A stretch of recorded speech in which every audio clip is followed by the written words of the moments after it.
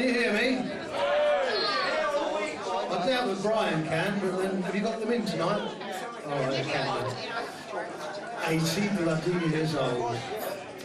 80 years old!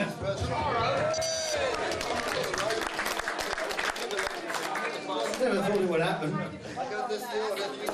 think it was at his 60th birthday party, his 65th, his 70th, 75th, and now his 80th. I didn't think it would happen. I didn't think I'd make it. Look at him. Brian, come here. I've got a few things to tell you. Oh.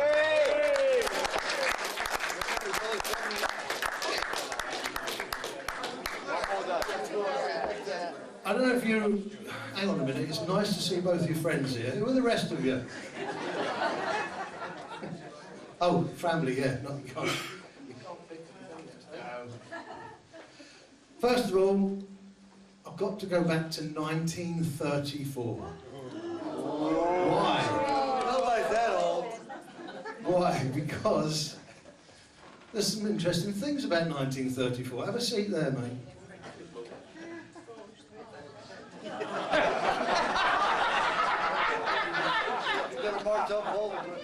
1934. Things that happened in 1934. January, Alcatraz officially becomes a federal prison.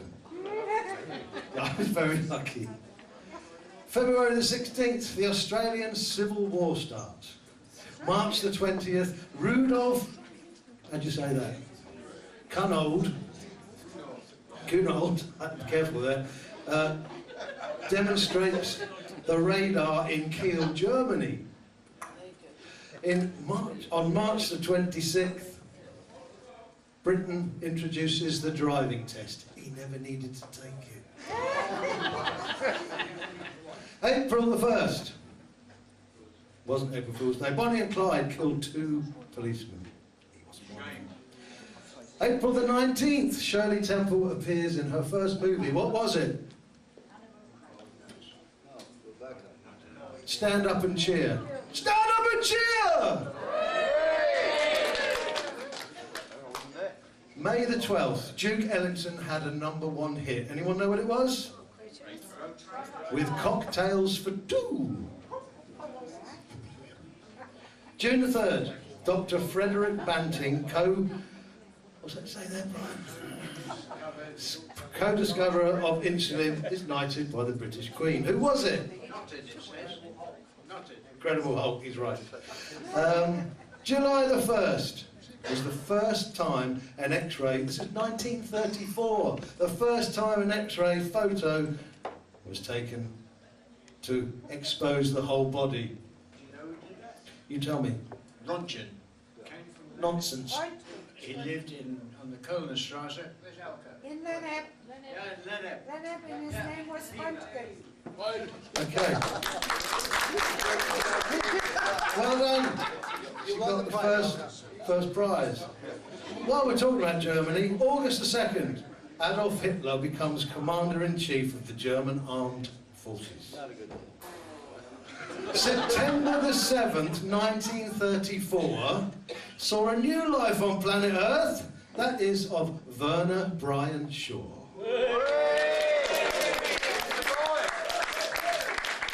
Whose OCD is that bad, he's just told me it's with a W. All right, never mind. I need to tell you a few things about Brian. No, I don't need to, I want to. Can I tell you how Jean ended up in the house she's in, Brian? Can I? Well, some time back, and I have to embellish this because I wasn't there. I've only heard, it's hearsay. But what I heard was that Brian went out one day for a drink. As he does. It wasn't one day. 3 days. He came home 3 days later, and you know, being the gent that he is, not telling his wife where he'd been for 3 days, he forgot to go home. But he did have a nice bunch of flowers in his hand. His oldest son then, Gary, still his oldest son, Dad, that won't do it. Jean's looking there down at her ring, look. He probably bought that at the time. Said, that won't do it.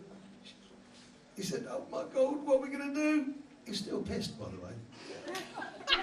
Nice bunch of flowers, I want it, Brian.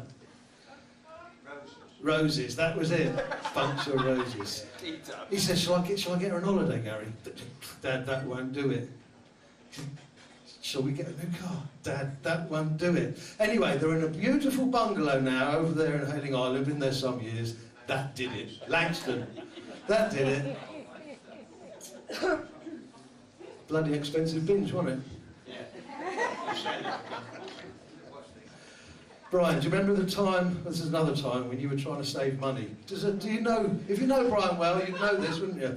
He likes to save a bit of money, doesn't he? Oh, you don't know him well. Anyway, you bought a brand new low-cost barbecue, because it was cheap, wasn't it? And you want to carry on the story? Okay. Neil told me this. Brand new barbecue. Chuffed, he was, real chuffed. Lit it up, middle of the beautiful grass. Lit it up. The legs melted, the barbecue fell over. He's got a nice barbecue now, he's learned how to spend a bit of money. Do you remember the 50p per pint night at Kingston Nick?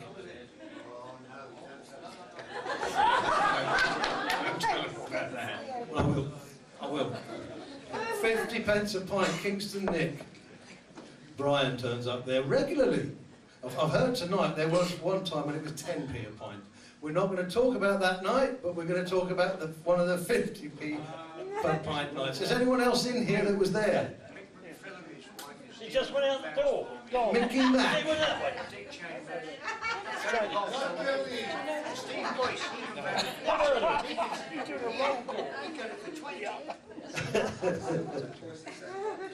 Where is this 50p a pint story? I don't know, I've been told. Anyway, apparently what happened was, he was 50p a pint, he bought drinks all night. He likes a bargain for himself. And anyway, got so much beer inside him, at the end of the night came around, do you remember what happened? He likes flowers and he loves ceramic pots. Do you remember what happened? What happened? I think I was Uncle Dick. Now, I think what happened, you probably don't remember, but what did happen was you picked up the plant pot and he was about to throw it through Kingston Nick's glass front door. He was so persistently drunk. Luckily, his son's rugby tackled him to the ground and that didn't happen. He didn't spend the night in the Nick. Another little story. Mickey Mac it was. Here. Do you remember Mickey Mac? Is he here? Oh, his widow's over there. Sorry to hear that. Hello, Mrs. Mac. Really fucking that up, didn't I? Hey. Shut up, Gary. Anyway, this is a beautiful story and you'll love it, won't you? Because you might not even know it. You're going to know it now. Anyway. I've got to find it. There it is. This is my favourite story about Brian and his mate Mickey Mac. Well, see, what happened was, he's just been to see it, isn't he? What happened was, anyway, the favourite one is, I can't see it. Oh, I've got it now. My favourite, and, no, I don't need it. My favourite, and one of, I hope becomes your favourites, was this. I heard that what happened was, you see, he was in the crime squad. You know that, don't you? My old boss is over there, look. Is he older than you? No. Just a number. Anyway, the tale is about driving home from a retirement party. Was it your retirement party? No, no. Anyway, he was with Mickey Mac, your ex-husband, sorry. Yes, yeah. Anyway, Mickey Mac, totally rat-arsed. I can say that because they were, because it's true. Because Neil told me. And in fact, Dick told me this. Where's Dick?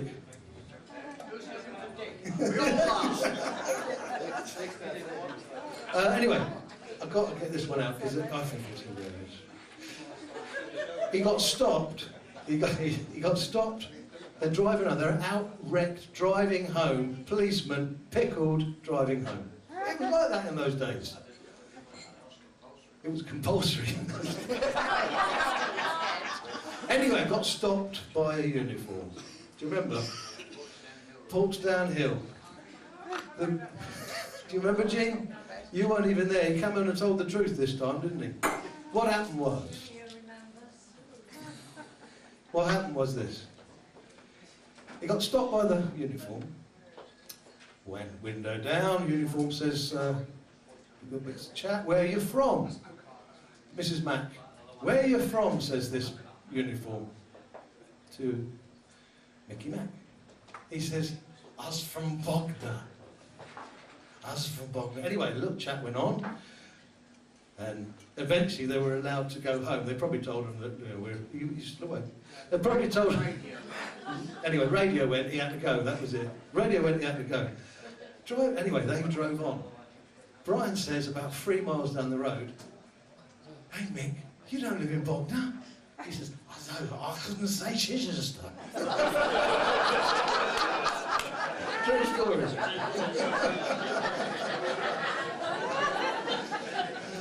there any more? I've got some bad ones here. Yeah, I remember it's a true story, isn't it?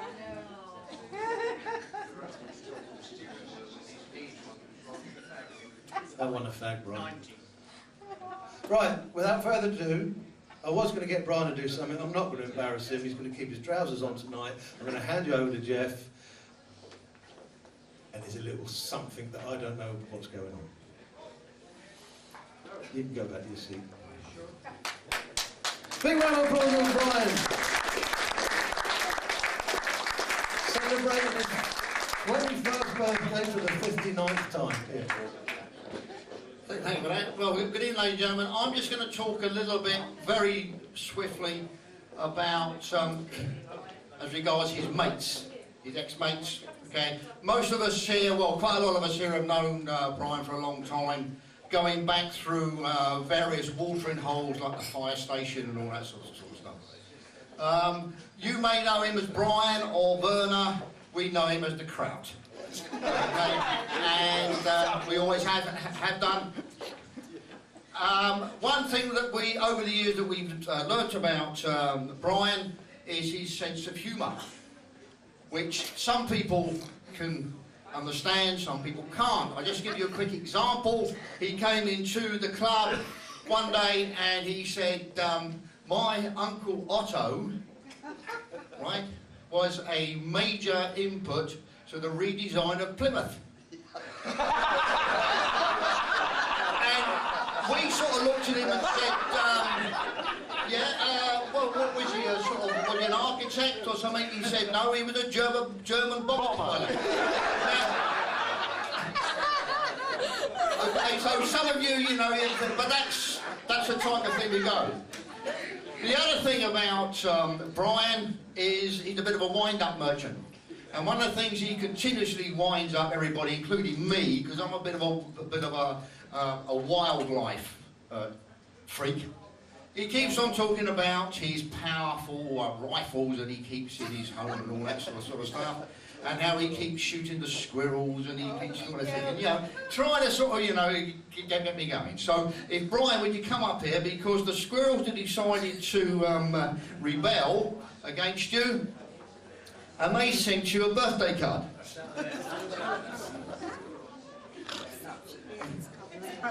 So if you just like to pull the squirrel out.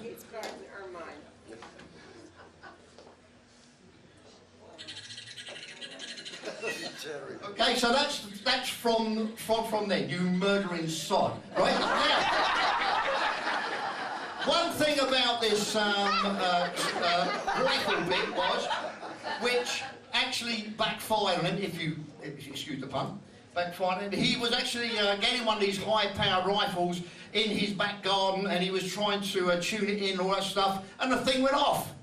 And he sent a round into the kitchen, right? Which narrowly missed Jean. Jean's not in, narrowly missed Jean. Now, typical Brian, when we said, God, that's a bit over the top, he said, yeah. He said, if it had been 2 foot to the left, I would have got her. but that's Brian. But apart from all that, he's our mate, okay? And we've got a little presentation that we'd like to do for you. It's not squirrel shit, no. So, may I introduce to you, please, from their worldwide tour, right? The Havant Ex-Servicemen's Club Funeral Display Team. There you go.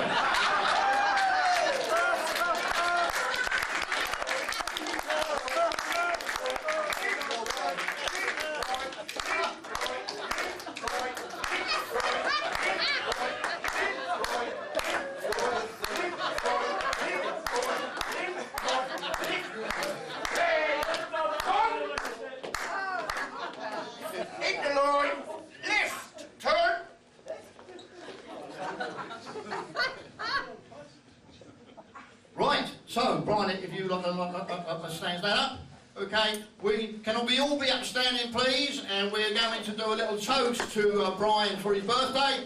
But first of all, we're going to do the official one, and we need you to come up here. Come on. I realise that you're army, but you know you can sort yourself out. That's the first presentation.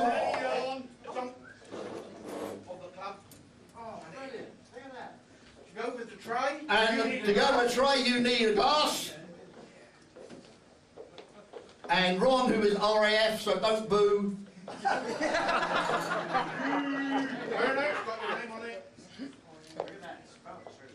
Okay, and next we've got Shane, who's another RAF, so don't boo.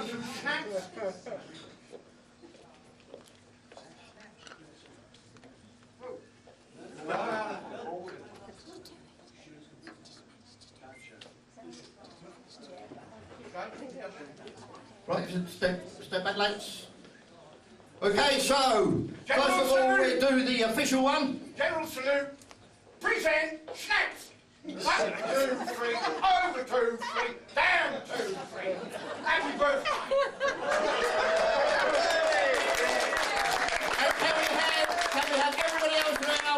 Happy birthday to Brian. Happy birthday, Brian. Happy birthday to you. Happy birthday to you. Happy birthday, dear Brian. Happy birthday to you.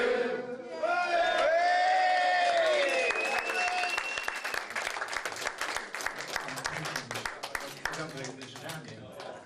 You shower a toe rags. I had absolutely no idea you were doing this. I thought you were crap. You should have kept in step. There wasn't a goose step amongst you. And my Uncle Otto didn't destroy Plymouth. It was Harrison's Chip Shop in Salton Road, and he did apologise. Terry Flood will tell you about all that. So, I just don't know what to say. I anticipated having a good night, but bloody hell. This has really been... And I've got my family. From Germany, from America, my sister's kids, my grandkids, Carl, Paul, yeah, and just lovely people, all of you. There's not one person in the room here that I wouldn't walk past if you were poor.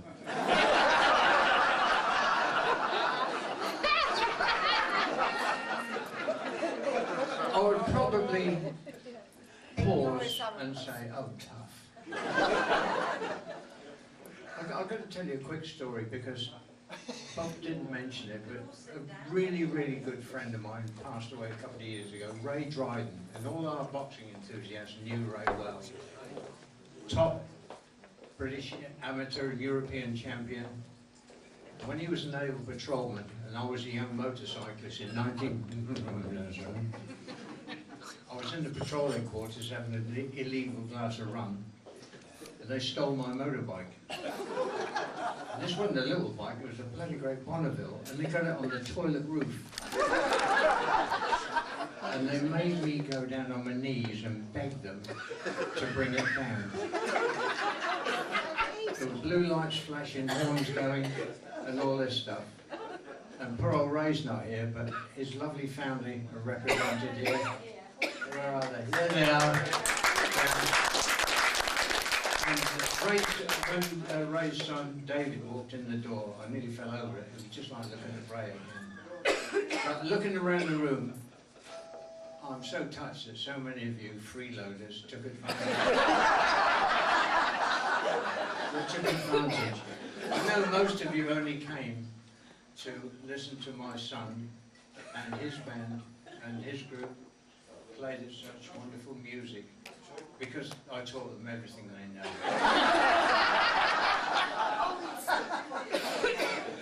I want to thank the Scots that are too well represented. All of them. The members of my lodge, your lodge and everybody else's lodge. The Royal Air Force, the Luftwaffe,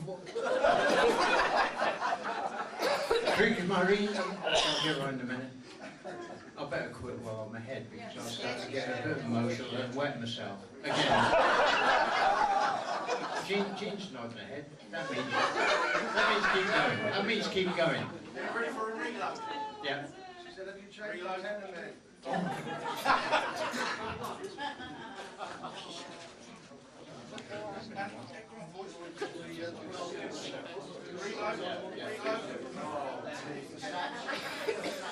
See what I mean about freeloaders?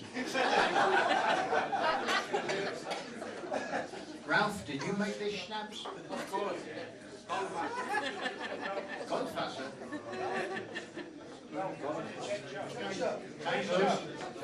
Check shirt, there you go. Have you glass?